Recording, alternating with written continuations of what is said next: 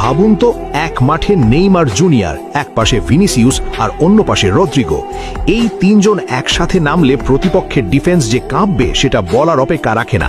আর ঠিক এই কারণেই ফ্রান্সের বিপক্ষে কোনো পরীক্ষা নিরীক্ষা নয়, কার্লো আনচেলত্তি নামাচ্ছেন ব্রাজিলের আসল একাদশ। শুরুর একাদশে নিশ্চিতভাবেই থাকছেন নেইমার জুনিয়র, যাকে ঘিরেই আবার স্বপ্ন দেখছে পুরো ব্রাজিল। গোলপোস্টে থাকছেন অ্যালিসন, ডিফেন্সে মার্কিনিয়সদের অভিজ্ঞতা, মাঝ মাঠে কাসেমিরো আর ব্রুনো গিমারায়েসের নিয়ন্ত্রণ, আর সামনে আগুন ঝরানো আক্রমণ ভাগ। এই ম্যাচ শুধু প্রীতি ম্যাচ নয়, বরং 2026 বিশ্বকাপের আগাম বার্তা। ফ্রান্সের বিপক্ষে শক্ত পারফরম্যান্স মানেই বিশ্বকে জানিয়ে দেওয়া ব্রাজিল আবার ফিরে এসেছে। এরই মাঝে ব্রাজিল খেলবে নরওয়ের বিপক্ষে আরও একটি ম্যাচ। আরেকটি প্রতিপক্ষ খুব শিগগিরই ঘোষণা হবে। বিশ্লেষকদের মতে সি গ্রুপে পড়ায় ব্রাজিলের বিশ্বকাপ জয়ের সম্ভাবনাও নাকি উজ্জ্বল। এখন প্রশ্ন একটাই, কার্লো আনচেলত্তির এই একাদশী কি ব্রাজিলকে ষষ্ঠ বিশ্বকাপ এনে দিতে পারবে? আপনার মতামত কি?